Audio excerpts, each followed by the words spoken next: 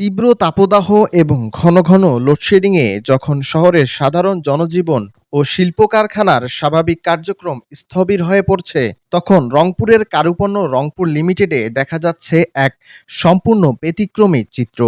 তীব্র গরমে শহরের অন্যান্য কারখানা ও বাসাবাড়িতে মানুষ যখন অতিষ্ঠ, তখন কোনো এসি বা বৈদ্যুতিক পাখা ছাড়াই এই কারখানার ভেতরের পরিবেশ বেশ ঠান্ডা ও স্নিগ্ধ। প্রায় ৫,০০০-এরও অধিক শ্রমিক এখানে প্রতিদিন অত্যন্ত স্বস্তিতে কাজ করছেন। সুবিধা তো অবশ্যই হচ্ছে ফ্যাক্টরি ওয়ার্কারদের, মনে করেন যদি লোডশেডিংও হয় তেমন গরম লাগে না এখানে। আর বিশেষ করে হচ্ছে আপনার ওনাদের কাজে একটু সমস্যা হয় এটাই, এছাড়া আর কোনো কিছু না। আর সৌন্দর্যের ভিতরে দেখতে গেলে বাংলাদেশের ভিতরে ফ্যাক্টরিটাই আমার চোখের দেখাতে এক নম্বর।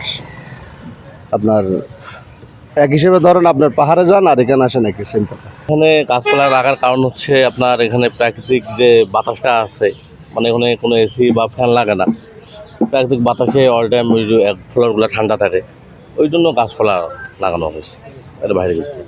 এর ভেতরে কোনো সুবিধা পাচ্ছে কি? হ্যাঁ, ভিতরে অবশ্যই, মানে এখানে ভিতরে কোনো ফ্যান নেই, কিন্তু যে শীতল যে হাওয়াটা গাছপালার জন্য শীতল প্রাকৃতিক যে হাওয়াটা আছে ওইটাই পাচ্ছে, এই জন্য অল টাইম ওইটা ঠান্ডায় থাকে। হ্যাঁ, ভালোই মনে হয়, কার্পণ্য ভালোই মনে হয়, ভালো দেখতে মনে হয়। আসে বাইরে থেকে লোকজন আসিয়া দেখে, ছবি টবি তুলিয়া সেটি টেবি নিয়ে যায়।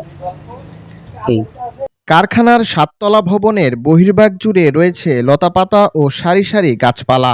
এই উদ্ভিদের চাদর ভবনের দেয়ালে সরাসরি সূর্যের তাপ লাগতে দেয় না, যা ফলে লোডশেডিংয়ের মধ্যেও ভেতরটা অতিরিক্ত গরম হয়ে ওঠে না। সাধারণত গরমের দিনে বিদ্যুৎ চলে গেলে কারখানার ভেতরের অস্বস্তিকর পরিস্থিতি তৈরি হয় এবং শ্রমিকদের কাজের গতি কমে যায়। কিন্তু এখানে কাজ করা শ্রমিকদের ভাষ্যমতে বাইরের তীব্র তাপদাহের তুলনায় এই কারখানার ভেতর প্রবেশ করলেই শরীরে শীতল পরশ লাগে। এতে দীর্ঘ সময় কোনো শারীরিক কষ্ট ছাড়াই স্বাচ্ছন্দ্যে কাজ করা সম্ভব হয়। জলবায়ু পরিবর্তনের এই যুগে ঘন ঘন তাপদাহ, বিদ্যুৎ সংকটের মতো বৈশ্বিক সমস্যা মোকাবেলায় কারুপণ্য রংপুর লিমিটেডের এই গ্রিন মডেল একটি দিক নির্দেশনা। কৃত্রিম শীততাপ নিয়ন্ত্রিত ব্যবস্থার উপর নির্ভর না করে কিভাবে লোকজ নকশা ও প্রকৃতির শক্তিকে কাজে লাগিয়ে একটি সুবিশাল কারখানা পরিচালনা করা যায়, তা পুরো দেশের শিল্প খাতের জন্য এক অনন্য অনুকরণীয় উদাহরণ।